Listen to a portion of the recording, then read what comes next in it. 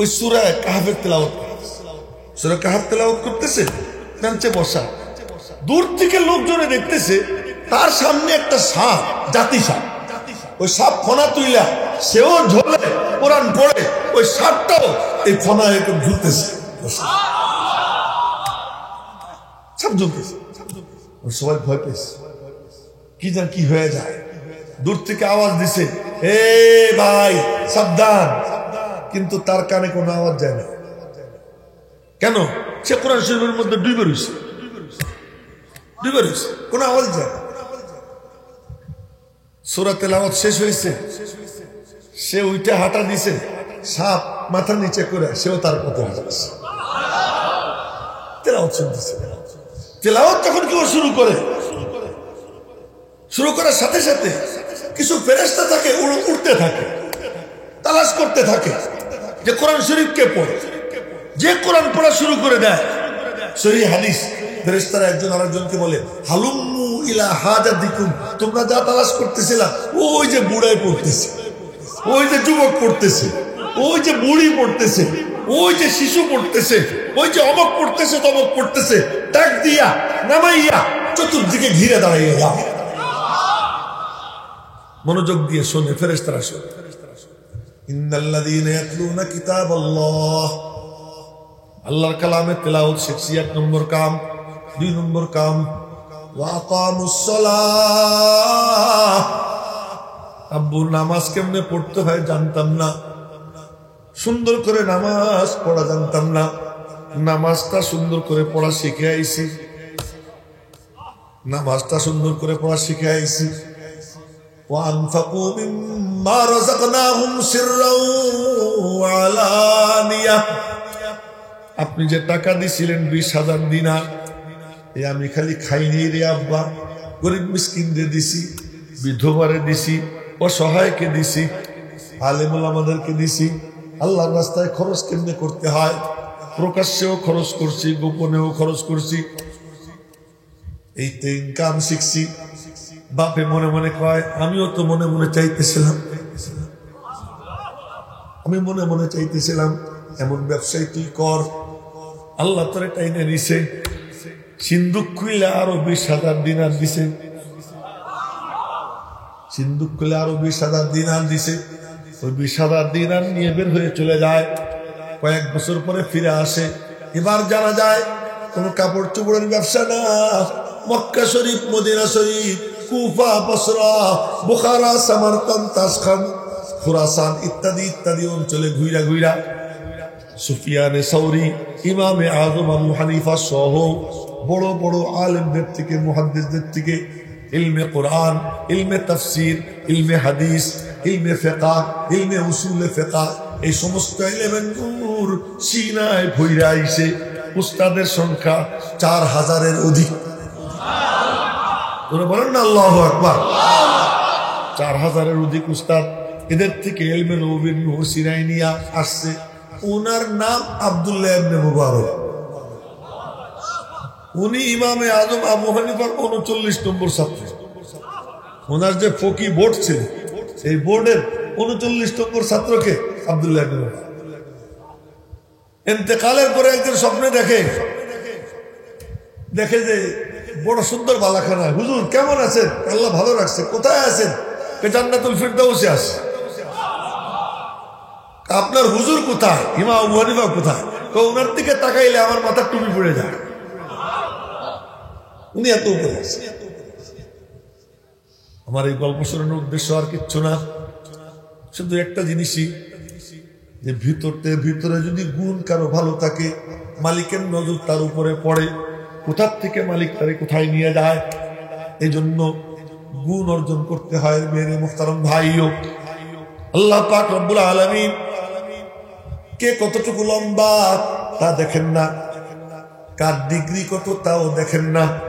আল্লাহ পাক দেখেন এই দিলের হালটা কার কেমন। যার দিলের হাল যেমন, মালিকের আচরণ তার সঙ্গে তেমন হয়। আর এক ছোট্ট গল্প শুনাইয়া কথা শেষ করে দেব। এই খাটোখোটো এক লোক, খাটোখোটো বকরি চড়াইতেছে, পাশ দিয়ে হাইটে যাইতেছেন নবীজি আর আবু বকর। কে নবীজির পেটে খিদা লাগছে, যেমন আমি আমার খিদার কথা কইলাম, আপনারা সব আপন মানুষ। নবীজির খিদা লাগছে, নবীজি বলেন, আবু বকর আমার খিদা লাগছে রে, কি করা যায়? দেখেন যে বকরি চড়াইতেছে একটা ছেলে, খাটোকুটো ইয়াং। তো নবীজি বললেন, ওরে গিয়ে বলো একটা বকরির একটু দুধ দোয়াইয়ে দেয়। আবু বকর সিদ্দিক গিয়ে বলছেন, ভাইয়া তোমার একটা বকরির থেকে একটু দুধ দোয়াইয়ে দাও। ওনারে চেনো? চিনি তো। উনি আর আমি খাবো দুধ দোয়াই। আমি তো চাকর, আমি তো মালিক না। শুনেন, সে কিন্তু কাফের, কিন্তু সে বলতেছে কি, আমি তো চাকর, আমি তো মালিক না, আমি অন্যের জিনিস দিব কেমনি? আমি তো কর্মচারী। এ বেশি না, 2 মাস 2.5 মাস আগের ঘটনা। এই হোটেল সাম্পান আছে না, সাম্পান, এই গোপালগঞ্জ রোডে এই সাম্পান হোটেল, এই হোটেলের ওখানে নামাজ কালাম পড়ছি। এরপরে দেখি হুজুর মানুষ, টুপি টাপিওয়ালা আমার সাথে মুসাফা করলো। তো আমি বললাম যে হুজুর কিছু খান? হ্যাঁ কিছু খাবো। বললো একটু মিষ্টি খাওয়াই। আমি মিষ্টি ভালো থাকলে আমি কিনবো 1 কেজি। বুঝলাম, আমি মিষ্টি কিনি সব জায়গার থেকে, 1 কেজি মিষ্টি কিনি। তোকে 1 কেজি মিষ্টি নিয়ে আসো, ভালো মিষ্টি। আনছে এনে কয় কি হুজুর, আমি তার পকেটে হাত দিয়েছি, টাকা দেওয়া লাগবে না। আমি বললাম, তুমি কি মালিক? না। তো কি, আমি এখানে চাকরি করি। তো তুমি আমার মিষ্টি দিবা কেন? দাম কত বলো? 400 টাকা। আমি 400 টাকায় দিচ্ছি। একজন মুসলমান হুজুরে দিবে হাদিয়া, সে দোকানে কর্মচারী। আর কাফেরের বাচ্চা, কাফের, সে বকরি চড়াইতেছে, সে বলতেছে আমি দিব কেমনি? আমি তো চাকর, আমি তো মালিক না। আবু বকর সিদ্দিক নবীজির কাছে গিয়ে এই কথা বলছে। বলার পরে নবীজি মনে মনে বললেন, আরে ভিতরটা তো খুব ভালো। ওদিকে আল্লাহ পাকের রহমতে জোশ এসে গেছে, ভিতর ভালো। হুসনে পর আশিক নেহি হো, आशिक हो इन 4 पर, रफ्तार पर, गुफ्तार पर, नाज पर, अंदाज पर। ওই দিলের হাল মালিকের কাছে ভালো লেগে গেছে, আল্লাহ পাকের রহমতে জোশ এসে গেছে। আর ওই জোশ আসলে নবীজির উপরে তার আসর পড়তো। ওই আসর পড়ার কারণে নবীজি বললেন, আবু বকর ওরে গিয়ে বলো যে বকরির দুধ নাই, ওই বকরির থেকে যদি খাই ওর কোনো আপত্তি আছে না। যেরকম না, আল্লাহু আকবার। তো গিয়ে বলছে আবু বকর সিদ্দিক, তোমার যে বকরির দুধ নাই, যদি ওই বকরির থেকে খাই, যে বকরির দুধ নাই ওর থেকে খাইলে কি সমস্যা, খাও। তো নবীজি গিয়ে যে বকরির দুধ নাই ওই বকরির স্তনে হাত দিছে, না দুধে ভরে গেছে। এবার একটু জোরে সুবহানাল্লাহ কইতে হবে। দুধ দহন করছে। আর নবীজি দুধ জ্বালাইয়ে খাইতেন না, দুধের উপরে যে ফেনা উঠতো, ফেনার উপরে একটু পানি ছিল, ওই পানি ওই ফেনাটা নিচে পড়ে যেত, কাঁচা দুধ খাইতেন, কাঁচা দুধ, তাজা দুধ। তো নবীজি খাইলেন, আবু বকর সিদ্দিক খাইলেন, কিছু দুধ তারেও দিলেন। এই দৃশ্য দেখে হা করে চাইয়ে থেকে পরে আশহাদু আল্লাহ ইলাহা ইল্লাল্লাহ ওয়া আশহাদু আন্নাকা রাসূলুল্লাহ কালেমা পড়ে মুসলমান হয়ে গেছে। নাম এখনো বলতেছি না, আরো পরে বলছি।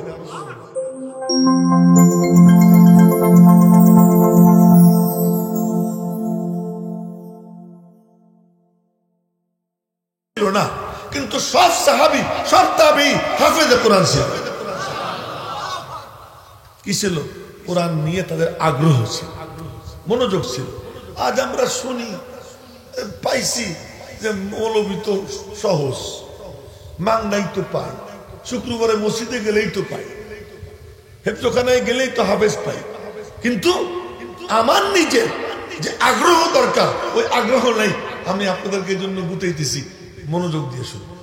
মনোযোগ দিয়ে শুনলে আল্লাহ সিনার মধ্যে জমা করে, তা না হইলে এক জিল কোরআন শরীফও নাই, অথচ একজন সাহাবীও হাফেজে কোরআন ছাড়া নাই। কি দিয়ে হয়েছে এটা? এই মনোযোগ। এই জন্য আমি বলি, মনোযোগ সবচেয়ে বড় যোগ্যতা, আর অমনোযোগ সবচেয়ে অযোগ্যতা। অনেক মেধাবী লোক আছে, মনোযোগী না, ওগুলোর কিচ্ছু অর্জন হয় না। মেধা কম কিন্তু মনোযোগ আছে, আল্লাহ তাদেরকে দিয়ে। তা আপনারা যে কয়জন আছে এখন, এই কয়জন কি মনোযোগ দিয়ে শুনবেন তো ইনশাআল্লাহ? তাহলে কোনো বুড়াও মাথা নিচের দিকে দিবার হবে। বুড়া জুয়ান মধ্যবয়সী সবাই বলতেছে এদিকে চাই থাকে।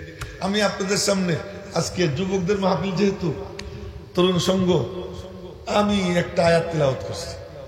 এই আয়াত এক যুবকের আয়াত, এক যুবক সংক্রান্ত আয়াত, এই জন্য আয়াতটা তিলাওয়াত করছি। আপনারাও এক জামানায় যুবক ছিল। আয়াত যুবকের হইলেও আমল সবার, কিন্তু যুবককে কেন্দ্র করে আয়াত, তাই আয়াতটা তিলাওয়াত করছি। আর হাদিস থেকে এক হাদিস পড়ছি। আল্লাহ পাক এর উপর ভিত্তি করে কিছু কথা বলার যদি তৌফিক দেন, কিছু কথা বলবো। বেশি লম্বা তো বলতে পারবো না, তার কারণ লাঠিওয়ালা হুজুর মনে হয় আইসে গেছেন বা আসতেছে। আর এখন তো আপনারা নীরব আছেন, তখন দেখবেন তেজ কাকে বলে। একটু হলো লাঠি নিয়ে উনি দাঁড়াইয়ে বলবেন, একটু পর পরেই পুরো আকাশ বাতাস প্রকম্পিত হবে। তা আগে ঠান্ডা পরে গরম, এটাই ভালো। এই জন্য আমি আগের দেওয়াতে কর্তৃপক্ষকে ধন্যবাদ জানাইতেছি। কারণ গরমের পরে, এরপরে যখন আমি আসতাম, আপনারা কইতেন দূর এ কি যন্ত্রণায় পড়লাম, এতক্ষণ তাজা ছিলাম, এই দিয়ে এসে ঘুম পড়াইতেছি। আর এক যন্ত্রণা, সব জায়গায়। আচ্ছা যাক, ঠিক আছে। আল্লাহ, ওইটা আমি বলছি যে যদি ভুলেও কোথাও হয়ে যায়, হয় কাজে লাগে। তো বলতেছিলাম যুবকদের, মেরে মুহতারাম ভাই, যৌবনকালে ভিতর যদি কারো ভালো থাকে, যৌবনের চাহিদায় তিন এজার যারা, ওরা কিছু ফুর্তি ফার্তা করে। এই ফুর্তি ফার্তা করলেও ভিতর যদি ভালো থাকে, আল্লাহ তাআলা হঠাৎ করে ছো মেরে তারে তাই না আর সে আজিম পর্যন্ত পৌঁছে। ভিতরটা ভালো থাকে, ভিতরে কোনো খাবাসাত, ভিতরে কোনো গান্দেগি আবর্জনা যদি না থাকে, দিল যদি ভালো থাকে। সিগারেট খাইতেছে, এই যুবকরা শুনো কান খুলে, সিগারেট খাইতেছে, মুরব্বী দেখছে, সাথে সাথে সিগারেটটা ফেলাই দিছে, পা দিয়া মারাইয়া। মুরব্বী যদি এটা দেখে, ওই মুরব্বীর উচিত হবে ওর দিকে আর না তাকানো, মনে মনে ওর জন্য দোয়া করা। মুরব্বী যদি কয় তুমি যে সিগারেট খাইতেছিলে আমি দেখছি, এইটা একটা অপদার্থ মুরব্বী, সে তো মুরব্বীরে ইজ্জত করলো, সে নিজের ইজ্জতটা কি করলো না। ওই যে মুরব্বীরে দেখা সিগারেটটা ফেলাই দিলে, ওই মুরব্বীর কলবের থেকে যে দোয়াটা আসবে, ওই দোয়া হঠাৎ করে কোনো একদিন টান মেয়েরা ওই যুবককে আল্লাহ পাক আরশে আজিমে নিয়ে যেতে। আচ্ছা, অন্ধ রাস্তা দিয়ে হেঁটে যেতেছে, লাঠি দিয়ে টুকটুক করতেছে, রাস্তা পার হবে, কিন্তু অন্ধ তো মনে করছে যে রাস্তা পরিষ্কার, কিন্তু গাড়ি ঘোড়া এদিক ওদিক থেকে আসতেছে। দূর থেকে এক যুবক দেখা ওই বুড়ার, ওই অন্ধের হাত ধইরা এইদিকে গাড়ি থামাইয়া ওইদিকে গাড়ি থামাইয়া, খুব তার যৌবনের তেজ দিয়া সব গাড়ি থামাইয়া অন্ধের রাস্তা পার করে দিল। ওই অন্ধ মনের থেকে একটা ডাক দিবে, আল্লাহ। এক জায়গা কোন এক মুরব্বী বসে রয়েছে, হাঁটতে পারে না, খুব কষ্ট করে হেঁটে যেতেছে। কোথায় যাবেন আপনি? বান্ধবীর নিয়ে কত হুন্ডায় ঘুরছি, আজকে মুরব্বী তার বাসায় পৌঁছে হুন্ডা চালাইতেছে। ওই বয়োবৃদ্ধ মুরব্বীরে হুন্ডায় চড়া, কি পাগলামি করিস, কি পাগলামি শুরু করলি? না আমার তোমার একটু দেখি, তুমি আমার জন্য কত কষ্ট করছো, তুমি আমারে 9 মাস 1 সপ্তাহ পর্যন্ত পেটে রাখছো, কত রাত তোমার আমার কারণে ঘুম হয় নাই, কত কষ্ট তুমি করছো, তোমার একটু দেখি, মন ভরে দেখি। মা তো কবে পাগলামি শুরু করলি, কিন্তু ওই মার দিল থেকে যে দোয়া আসবে তোমার জন্য, তুমি ভাবতে পারো না কি পরিমাণ দোয়া মা দেয়। বুড়াকালে বাপরে কলে যাব্বা, ছোটবেলায় আমি যখন ছোট ছিলাম, আমার হাত ধইরা ধইরা আপনি আমারে হাঁটাইতেন, আজকে আপনি বুড়া হয়ে গেছেন, আজকে চলেন আপনারা আমি হাঁটাই নিয়ে আসি, আজকে আপনি আমার আঙ্গুল ধরবেন, আমি আপনারে হাঁটাবো, বাপরে হাঁটাই নিয়ে আসো, কতদূর যাও। মনে পড়ে না আপনি আমার ছোটবেলায় হাঁটাইছিলেন, আমি তখন এতটুকু ছিলাম, আমার একটু একটু মনে পড়তেছি। আমার মনে পড়ে আমার আব্বা আমার কাঁধে কইরা কয়েক মাইল পথ হাঁটছি আমার মনে পড়ে। এরকম সবার স্মৃতিতে আছে।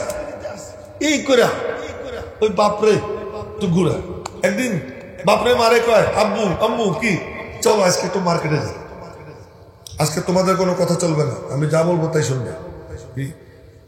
আমি যে শাড়ি পছন্দ করবো ওইটাই তোমার নেওয়া লাগবে, আব্বু আমি যে পাঞ্জাবিটা পছন্দ করবো ওইটাই তোমার নেওয়া লাগবে। এরকম কইরা বাপ্পার একটু খেদমত করে। এরকম যে যুবকরা করে ওরা উল্টা পাল্টা করে, কিন্তু ওই ভিতরের ওই গুণের কারণে হঠাৎ করে মালিকের রহমতের নজর তার উপরে পড়ে যায়। এমন এক যুবক ছিল, সেই যুবক তার বাপ মার সাথে বাগানে বেড়াইতে গেছে। এই তুই আর একদিকে চাই রয়েছিস, তুই মনে করছিস আমি দেখতেছি না, আর তাকাবি না এদিকে, এদিকে চাই।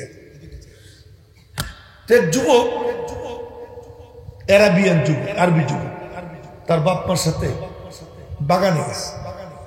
আরব দেশে এখনো এই সংস্কৃতি আছে, ফল যখন পাকে তো বাগানে তাঁবুটা নাইয়ে বাগানেই থাকে, ওখানেই ফল টল খায়, পিকনিক করে, পুরো গোষ্ঠী শুদ্ধ যায়, পুরো পরিবার যায়, সব পরিবারে বাগানে গেছে।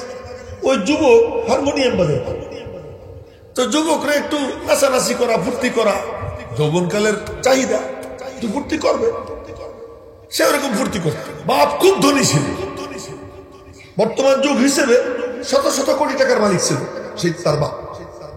তো বাপের অর্থ সম্পদ ছিল, ফুর্তি করত, ভিতরটা খুব ভালো ছিল। হারমোনিয়াম বাজাইতো, হারমোনিয়াম টান দিতেছে বাজাবে, একা একা গিয়ে এক কোনায় হারমোনিয়াম টানে, কিন্তু কোনো আওয়াজ বের হয় না। হঠাৎ করে আওয়াজ বের হয়েছে, কি আওয়াজ?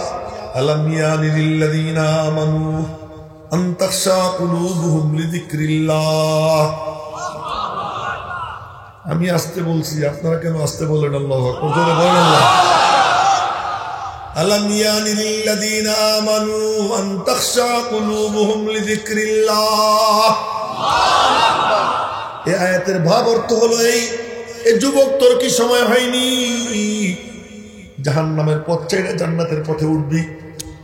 তোর কি সময় হয়নি তুই আমার কদমে এসে সিজদা দিবি? তোর কি এই সময় হয়নি দুনিয়ার কতজনকে চিনলি, কতজনকে বন্ধু বানাইলি, আমার একটু বন্ধু বানাবি? এই সময়টা কি তোর হয়নি? দুনিয়ার বন্ধু তোর যতক্ষণ পকেটে পয়সা আছে অতক্ষণ বন্ধু, তোর পকেটে পয়সা থাকবে না, দেখবি তোর কাছে কেউ নাই। তোমার পকেটে পয়সা নাই, তোমার পাশে কাউকে পাবা না, কিন্তু এক বন্ধু এমন যখন সব খুয়াইয়া যায়, বাসায়ও চান্স নাই, বন্ধু কেউ নাই, কেউ তারে পাত্তা দেয় না। ঘরে গেলে ছেলের বউ বলে এই বুড়া খালি বের বের করে, বউ বলে তুমি এত কথা কই না, চুপচাপ বসে থাকো। ছেলের কাছেও পাত্তা পায় না, বিবির কাছেও পাত্তা পায় না, বৌমার কাছেও পাত্তা পায় না। পরে মনে মনে বলে হর তরফ সে হোকে ধক্কা, हर तरफ से खाके धक्का, ये गदा आ पड़ा है दर पे तेरे ऐ खुदा। मालिक रे জীবনের সব কামাই, সমস্ত রুজি রোজগার যা ছিল সব দিয়ে আমি আমার সবকিছু উজাড় করে দিলাম যাদের পিছনে। আজ আমি সব খোয়ানোর কারণে কারো কাছে কোনো দাম পাই না, কোথায় যাব, যাওয়ার আর কোনো জায়গা নাই, তোমার কাছে আসছি।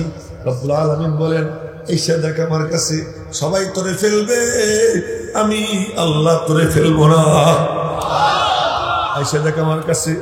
আর যদি দাড়ি পাইকা যায়, আর যদি দাড়ি পাইকা যায়, হাত উঠায়, আল্লাহ পাক বলে না আরে কত আকাম কুকাম করছিস তুই, সব তো আমার কাছে রেকর্ড আছে, কিন্তু তোর পাকা দাড়ি দেখে লজ্জা লাগতেছে, আমি আল্লাহ তোর হাত খালি ফেরত দিতে পারতেছি না। ওই আল্লাহ ডাক দেয় কি আলাম ইয়ানি লিল্লাযীনা আমানু, এ যুবক তোর কি সময় হয়নি অন্য সকলকে বাদ দিয়া আমি আল্লাহর একটু বন্ধু বানাবি? কতই তো বন্ধু বানাইয়ে দেখলি। সুসময়ের বন্ধু তো অনেকেই হয়, দুঃসময় কেউ থাকে না। তোর কঠিন সময়ে আমি আল্লাহ ছাড়া কেউ থাকবে না। তোর কি সময় হয়নি? এই আয়াত যখন হারমোনিয়াম থেকে বের হয়েছে, হারমোনিয়াম থেকে কি আয়াত বের হয়? আয়াত বের হওয়ার জিনিস, হ্যাঁ? কিন্তু তার হারমোনিয়াম থেকে আয়াত বের হলো কেমনে? তো কোন একটা আমল এমন ছিল যে আমলে মালিকের নজর কাটছে, আর মালিক তারে টাইনা আর সে আজিম পর্যন্ত নিয়ে যাবে। এই জন্য আল্লাহ পাক হারমোনিয়াম থেকে কোরআনে কারীমের আয়াত বের করে দিয়েছে। কোন বুজুর্গের ওয়াজ না, কোন পিসাবের ওয়াজ না, আয়াত বের হয়েছে। ওই আয়াত বের হওয়ার সাথে সাথে তরজমা তো বোঝে, সাথে সাথে আসমানের দিকে তাকাই বলে কি, হ্যাঁ আল্লাহ আমার সময় হয়ে গেছে, বুঝলেই হারমোনিয়াম ভেঙে ফেলেছে। ভেঙে ফেলে এখন বাপরে বলে আব্বু আব্বু চলো বাড়ি যাই, মানে বলে মা মা চলো বাড়ি যাই। হয়েছে পিকনিক তো অনেক হইল।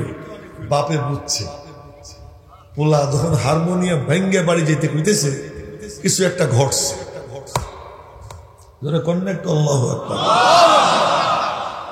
যুবকরা মনোযোগ দিয়ে শুনো, তোমাদের আয়োজন, তোমরা যদি মনোযোগ দিয়ে না শোনো আমার কথাটা বৃথা যাবে। মনোযোগ দিয়ে শুনবা সবাই মিলে। তো বাড়ি গেছে, বাড়ি গিয়ে বাপরে বলে আব্বা আমি একটু ব্যবসা করতে চাই, আমার কিছু টাকা দেন। 18 বছর বয়স, মানে রাজ দুলালের মতো যার লালন পালন, সোনার চামিচ মুখে দিয়ে যার জন্ম, সে বলে কি আমি ব্যবসা করি। বাপে বুঝছে আমার পোলা আলাদা কোনো ব্যবসা করবে। টাকা বের করে দিছে 20,000 দিনার, 20,000 দিনার। ওই টাকা নিয়ে বাড়ির থেকে বের হয়ে গেছে। অনেকদিন পর, মনে করেন বছর 2 বছর পরে ফিরে আসছে। একটা টাকাও সঙ্গে নেই, একটা টাকাও সঙ্গে নেই, কোনো মাল সামানা নাই। বাপে জিজ্ঞেস করে আব্বু ব্যবসা কেমন হইল? ছেলে কোরআন শরীফের আয়াতের তাফসীর করে, যে আয়াত আমি তেলাওয়াত করছি সে আয়াতের তাফসীর করে। অল্প কথা কি বলে, আরজু তিজারাতাল লান তাবুর। আব্বু ব্যবসা এমন যাতে কোনো লস নাই, লাভই লাভ। কি ব্যবসা করছো আব্বু? আব্বু 3টা কাম শিখছি। কি কাম শিখছো? আমি মালিকের কালামের তেলাওয়াত সুন্দর করে করতে শিখছি, আল্লাহর কালামের তেলাওয়াত শিখছি। আল্লাহর কালামের তেলাওয়াত জানতাম না, আল্লাহর কালামের তেলাওয়াত শিখছি সুন্দর করে, এখন কোরআন শরীফ পড়তে পারি। আমার মালিক আমার কাছে চিঠি পাঠাইছে, ওই চিঠিটা এখন আমি পড়লে বুঝি আমার মালিক কি বলে, এটা বুঝি। আল্লাহর কালামের তেলাওয়াত শিখছি। ইন্নাল্লাযীনা ইয়াতলুনা কিতাবাল্লাহ, যারা আল্লাহর কালামের তেলাওয়াত করে, আমি আল্লাহর কালামের তেলাওয়াত শিখছি। তেলাওয়াত যখন কেউ শুরু করে নিজেদেরকে কেউ ছোট মনে করবেন না, পিচ্চিরাও ছোট মনে করবে না, আর বুড়োরাও নিজেকে ছোট মনে করবে না। আল্লাহর কালাম তো আল্লাহর কালামই। কেউ যখন তেলাওয়াত শুরু করে দেয়, এক যুবক কলেজ ছাত্র হাফেজ ছিল, ওই যুবক পার্কে বৈশা একা একা সূরা কাহফের তেলাওয়াত করতেছিল। বিসমিল্লাহির রহমানির রহিম, আলহামদুলিল্লাহিল্লাযী আনজালা আলা আবদিহিল কিতাবা ওয়া লাম ইয়াজআল লাহু ইওয়াজা। এটা খিদা, দুপুরেও খাইনি, আর এই আইয়ুব আলী আমার খাওয়ার কোনো সুযোগ দেয় নাই, কোনো সুযোগ। আমি মনে করছিলাম গিয়ে একটু খাবো টাবো, পরে গিয়ে স্টেজে যাবে। আর নামাজ তো কমপক্ষে 8:30টার আগে হবে না, ঢাকাতে সব জায়গায় নামাজ 8:30। আমি মনে মনে ধারণা করছি, এখন কয়ে যায় আমাদের নামাজ 8টা। কি বলে টলে কি 8টায় নামাজ, আইসা সোজা স্টেজে উঠছে, পেটে খিদে, এই জন্য জোরে যে টান দিব তাও পারতেছি না, আস্তেই বলতে হইতেছে, কিচ্ছু করার নেই। এখন ওই সূরা কাহফের তেলাওয়াত, সূরা কাহফ তেলাওয়াত করতেছে, বেঞ্চে বসা, দূর থেকে লোকজনে দেখতেছে তার সামনে একটা সাপ, জাতি সাপ। ওই সাপ ফনা তুইলা সেও ঝোলে কোরআন পড়ে, ওই সাপটাও এই ফনা একটু ঝুলতেছে, সাপ ঝুলতেছে। সবাই ভয় পেয়েছে, কি জান কি হয়ে যায়। দূর থেকে আওয়াজ দিছে, এ ভাই সাবধান, কিন্তু তার কানে কোনো আওয়াজ যায় না। কেন? সে কোরআন শরীফের মধ্যে ডুবে রয়েছে, কোনো আওয়াজ যায় না। সূরা তেলাওয়াত শেষ হয়েছে, সে উইটা হাঁটা দিছে, সাপ মাথা নিচে করে সেও তার পথে হাঁটাচ্ছে। তেলাওয়াত শুনতেছে। তেলাওয়াত যখন কেউ শুরু করার সাথে সাথে কিছু ফেরেশতা থাকে, উড়তে থাকে, তালাশ করতে থাকে যে কোরআন শরীফ কে পড়ে। যে কোরআন পড়া শুরু করে দেয়, সহিহ হাদিস, ফেরেশতারা একজন আরেকজনকে বলে, হালুম্মু ইলা হাজাতিকুম, তোমরা যা তালাশ করতেছিলা, ওই যে বুড়াই পড়তেছে, ওই যে যুবক পড়তেছে, ওই যে বুড়ি পড়তেছে, ওই যে শিশু পড়তেছে, ওই যে অমক পড়তেছে, তমক পড়তেছে, ডাক দিয়া নামাইয়া চতুর্দিকে ঘিরে দাঁড়াইয়া যাও।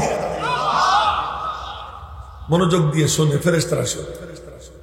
ইন্নাল্লাযীনা ইয়াতলুনা কিতাবাল্লাহ, আল্লাহর কালামের তেলাওয়াত শিখছি, 1 নম্বর কাম। 2 নম্বর কাম, ওয়া আকামুস সালাহ। আব্বু নামাজ কেমনে পড়তে হয় জানতাম না, সুন্দর করে নামাজ পড়া জানতাম না, নামাজটা সুন্দর করে পড়া শিখে আইছি, নামাজটা সুন্দর করে পড়া শিখে আইছি।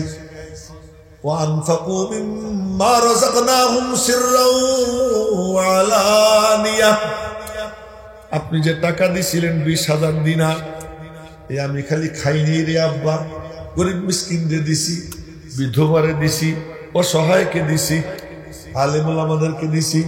আল্লাহর রাস্তায় খরচ কেমনে করতে হয়, প্রকাশ্যেও খরচ করছি, গোপনেও খরচ করছি।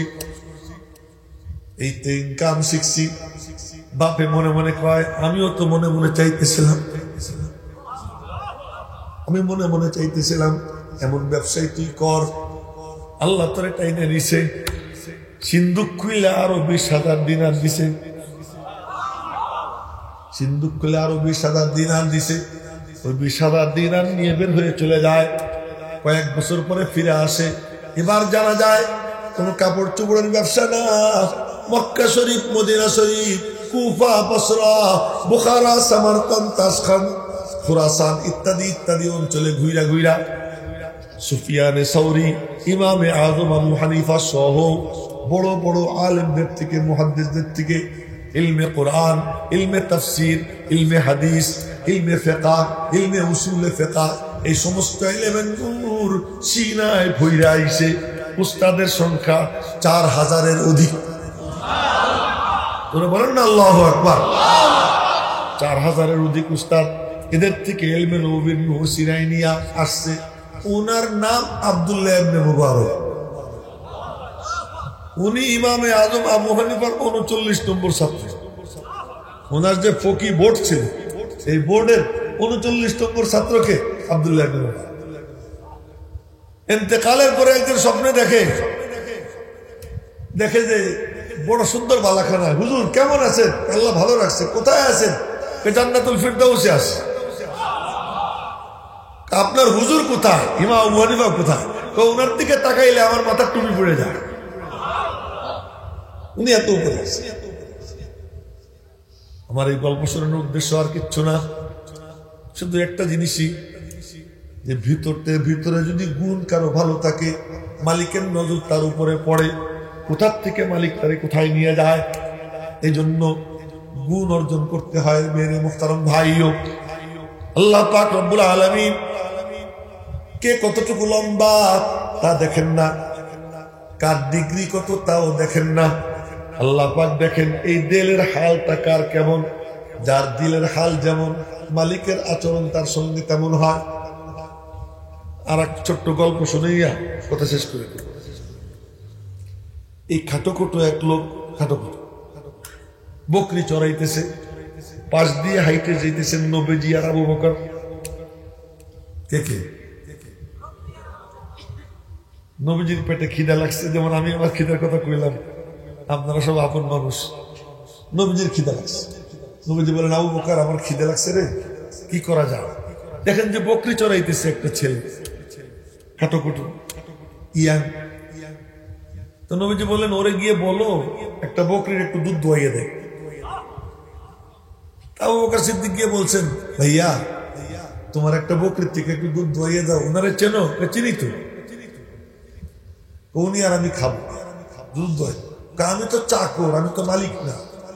শুনেন, সে কিন্তু কাফের, কিন্তু সে বলতেছে কি আমি তো চাকর, আমি তো মালিক না, আমি অন্যের জিনিস দিব কেমনি, আমি তো কর্মচারী।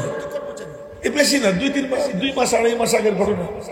এই হোটেল সাম্পান আছে না, সাম্পান, এই গোপালগঞ্জ রোডে এই সাম্পান হোটেল, এই হোটেলের ওখানে নামাজ কালাম পড়ছি। এরপরে দেখি হুজুর মানুষ, টুপি টুপিওয়ালা আমার সাথে মুসাফা করলো। তো আমি বললাম যে হুজুর কিছু খান? হ্যাঁ কিছু খাবো। বললে একটু মিষ্টি খাওয়াই। আমি মিষ্টি ভালো থাকলে আমি কিনবো 1 কেজি। বললাম আমি মিষ্টি কিনি সব জায়গার থেকে, 1 কেজি মিষ্টি কিনবো। তো 1 কেজি মিষ্টি নিয়ে আসো, ভালো মিষ্টি আনছে। এনে কয় কি হুজুর, আমি তার পকেটে হাত দিয়েছি, টাকা দেওয়া লাগবে না। আমি বললাম তুমি কি মালিক? না। কি আমি এখানে চাকরি করি, তো তুমি আমার মিষ্টি দেওয়া কেন? দাম কত বলো?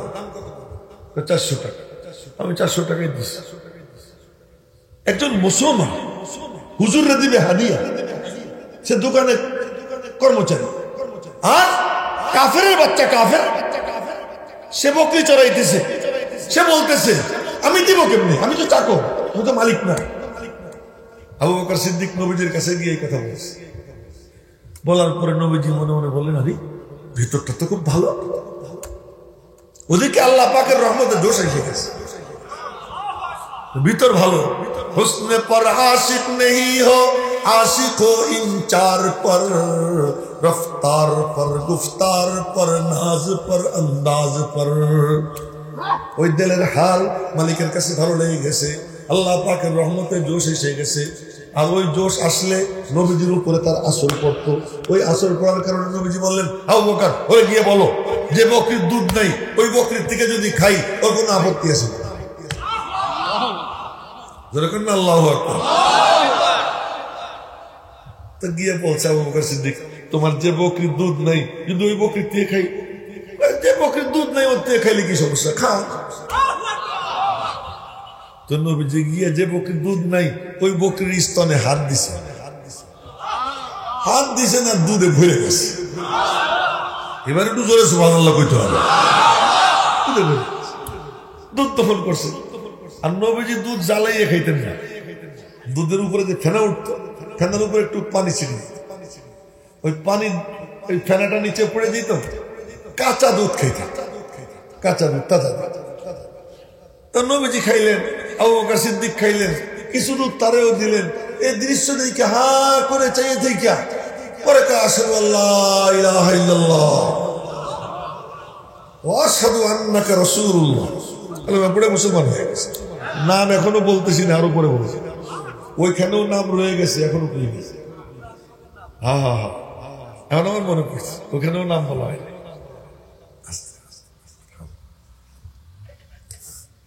এখন এই যখন কলেমা পড়ে ফেলেছি, এখন কে রাখাল থাকে না, এখন তো নবীজির গোলাম। কিসের চাকরি বাকরি, সব চাকরি বাকরি সেইটা নবীজির সঙ্গে চলে গেছে। নবীজি দেখলেন আরে ওর ভিতরটা খুব সুন্দর, মেধাও সুন্দর, খুব যোগ্য। তো নবীজি বললেন তুই আমার কাছে কাছে থাকবি, তুই আমার কাছে কাছে থাকবি, কাছে কাছে থাক, কাছে কাছে থাকে, কাছে কাছে থাকে। এরপরে মাঝে মাঝে এসে বলে আসসালামু আলাইকুম ইয়া রাসূলুল্লাহ, আসতে পারি? নবীজি বললেন এতবার আসিস, সালাম টালাম আর দেওয়ার দরকার নেই, তোর যখন মনে চায় তখন আমার ঘরে ঢুকবে, এবং আমার গোপন কথাও তুই শুনবি, তোর জন্য ওপেন লাইসেন্স, আমার গোপন কথাও শুন। আমি যখন নিষেধ করবো তখন আসিস, বাকি সবসময় তুই ঢুকবি। মানুষে মনে করতো কি বুঝি নবীজির পরিবারের সদস্য, দূর থেকে কেউ আইসা। এই করতে করতে একদিন হইল কি, নবীজি সফরে যাবেন, ইয়া রাসূলুল্লাহ আপনার ওযুর পানির লোটাটা আমি বহন করব, কাচ্চা করো, কয় জুতা জোড়াও আমার দেন, যখন কোথাও ডুববেন জুতা কিন্তু আমি নেব, দেখেন জুতা আমি রাখবো, কাচ্চা নিয়ে ওই বালিশটাও দেন, কোথাও গেলে বালিশ সাথে থাকে, বালিশটা আচ্ছা নিয়ে। এখন নবীজির জুতা, নবীজির ওজুর পানির লুটা, এবং নবীজির বালিশ, এই তিনটার মালিক নবীজির সাথে সাথে নিয়ে দিয়ে ঘুরে। একদিন নবীজির একটা মিসওয়াক দরকার, তো বললেন আমার একটা মিসওয়াক ভেঙে দাও।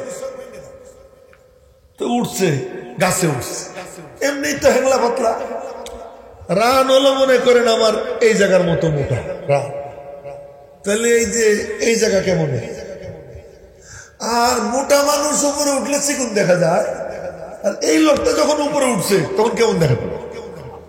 তাও বইছে বড় ডালে, ছোট ডাল ভাঙ্গার জন্য 2 পা ঝুলে দিছে। নিচের থেকে সাহাবীরা দেখে পাখির ঠ্যাং,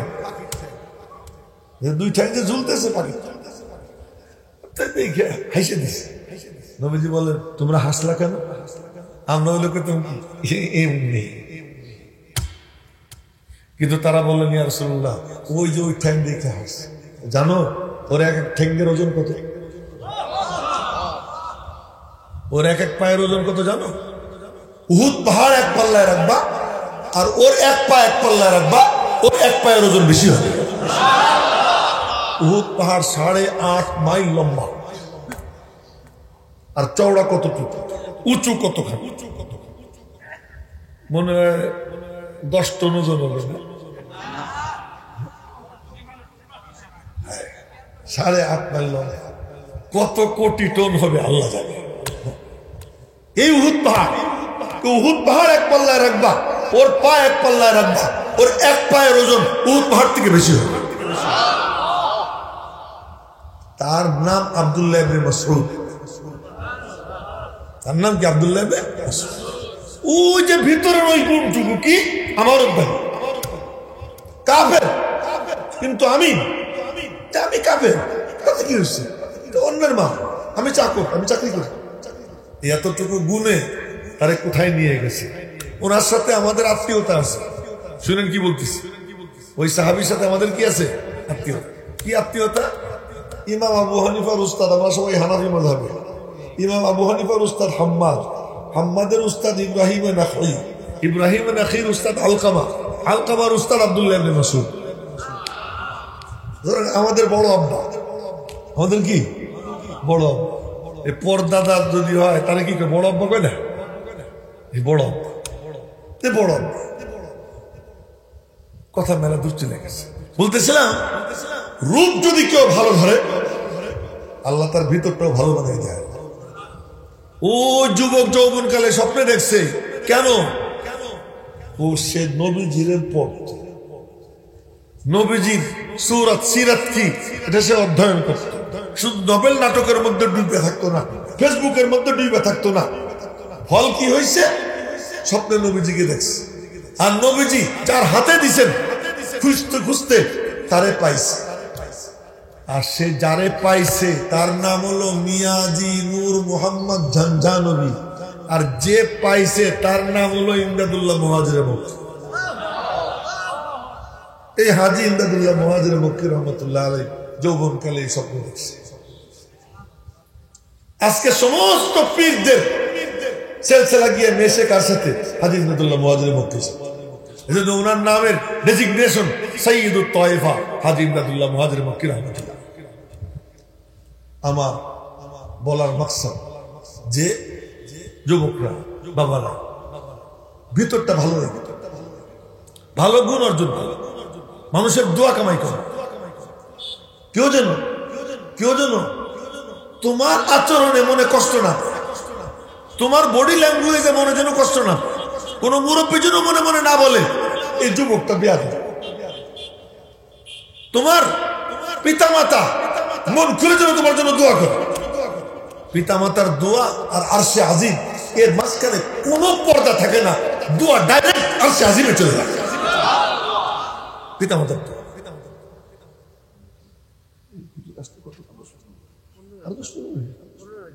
কেন তোমরা কইলা পুস্তকালা পার হয়ে গেছে?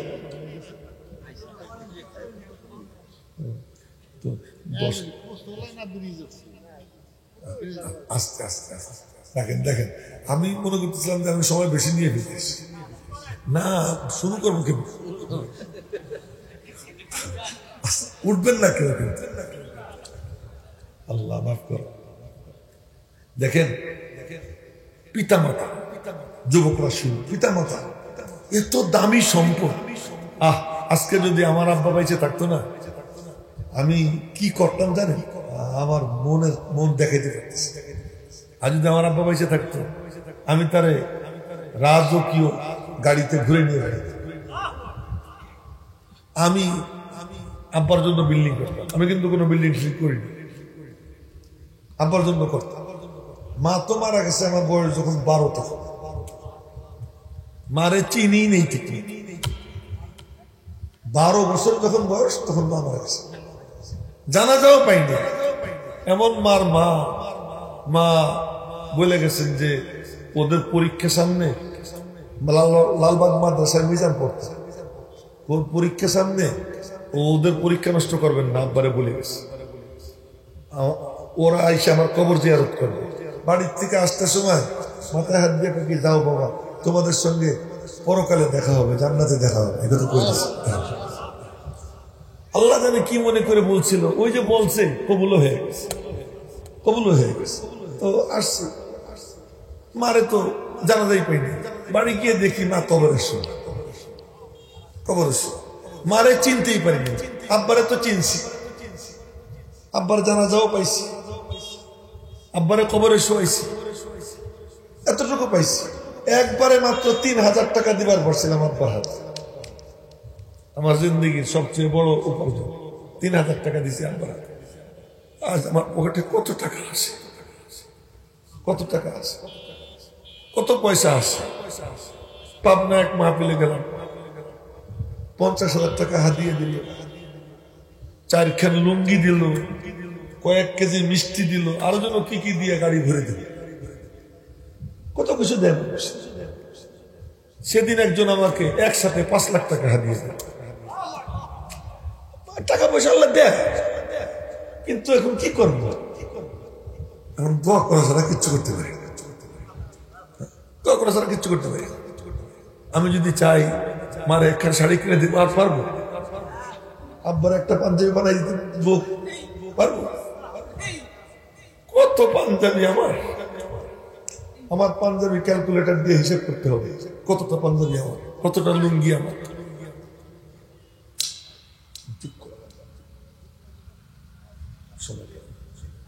তো এখন আমি কর্মটা কি? কিচ্ছু করার নাই, দোয়া করছি। আমি যখন আব্বার ইন্তেকালের পরে বাড়ি গেলাম, একবার পকেটে আমার 14,000 টাকা। ওই সময় তখন 14,000 টাকা অনেক দাম। যখন আব্বার কবরের পাশ দিয়ে যাইতেছি, আমার নিয়ম বাড়িতে গেলেই প্রথম আব্বা আমার কবরের পাশে দাঁড়াই, জিয়ারত করি, পরে অন্য কাম করি। তা আব্বার কবরের পাশ দিয়ে এখন দেখি বুক ফাইটা শুধু চোখ দিয়ে পানি আসতেছে। আজকে এই টাকাটা আব্বার হাতে দিবার পারতাম। ওই সময় মনে পড়লো আল্লামা ইকবাল, ডক্টর ইকবাল, কবি ইকবাল, সে খুব গরিব ছিল। পরবর্তীতে টাকা পয়সা তার হাতে আসছে, মা মারা গেছে, কিন্তু মার কোনো খেদমত করতে পারে না। ওই টাকা পয়সা পকেটে নিয়ে মার কবরের পাশে দাঁড়িয়ে একটা লাইন পড়ছিল, उम्र भर तेरी मोहब्बत मेरी खिदमत कर रही, उम्र भर तेरी मोहब्बत मेरी खिदमत कर रही। খাইতেছে, উনি পাশ দিয়ে হাইটে যাইতেছেন। এমন সময় ওই বুড়া ডাক দিছেন, ইয়া শাবাব তাল কুল মাই, এ যুবক আয় আমার পাশে বসে খা, আমার সাথে খা। ও বলার সাথে সাথে বসে গেছে খাইতে। এখন ওই বুড়া বলতেছে কি, তুমি কি কুরাইশ বংশের? কুরাইশ তো নবীজির বংশ। তুমি কি কুরাইশ বংশের? কাহা, আপনি বুঝলেন কেমনে? বুঝলাম তোমার কাণ্ড কারবার দেখা। কি আমি তোমার খাইতে কইলাম, একবারও না বললাম না, খাইতে বসে গেলাম। কুরাইশরা সাদা সিধা, সহজ সরল হয়। তো তোমার এই ভিতরটা সুন্দর, এটা দেখে বুঝছি তুমি কুরাইশ বংশ। এখন বুড়ার সাথে খাতির হয়ে গেছে, বলে কি আঙ্কেল আপনি কোন জায়গার থেকে আসছেন? মদিনা শরীফ থেকে। যখন শুনছে মদিনা, মদিনা শরীফ থেকে আসছে। একটা উট নাই, ঘোড়া নাই, একা একা যাবেন, তা তো চেনেনও না, কিন্তু মদিনা শরীফ যাইতে মনে চায়। ওখানে একজন বড় ইমাম আছেন, ইমাম মালিক। এই খবর শুনছেন, আঙ্কেল আমার একটু মদিনা শরীফ নিয়ে যাবেন, আমার একটু নিয়ে যাবেন মদিনা শরীফ। ওখানে একজন ইমাম আছেন, ইমাম মালিক, আমি একটু ওনার কাছে হাদিস পড়তে চাই, আমার একটু নিবেন? মুরব্বী বলে কি, হ্যাঁ বাবা, আমাদের এক সাথী মারা গেছে, তার উটটা খালি যাবে, ওই উটে তোরে নিয়ে যাব। এই যে রাস্তা খুলে যায়, ও যে মা দোয়া দিয়ে দিছে, এই যে রাস্তা খুলে যায়। এবার মদিনা শরীফ গেছেন উঠে চইড়া, 16 দিন লাগছে। 16 দিনে 16 খতম কোরআন শরীফ পড়ছেন রাস্তায়। 16 দিনে 16 খতম কোরআন শরীফ পড়ছেন। ওখানে পৌঁছার পর মসজিদে পৌঁছছেন, নামাজে দাঁড়াইছে সব, উনিও জামাতে দাঁড়াইয়া নামাজ পড়ছেন।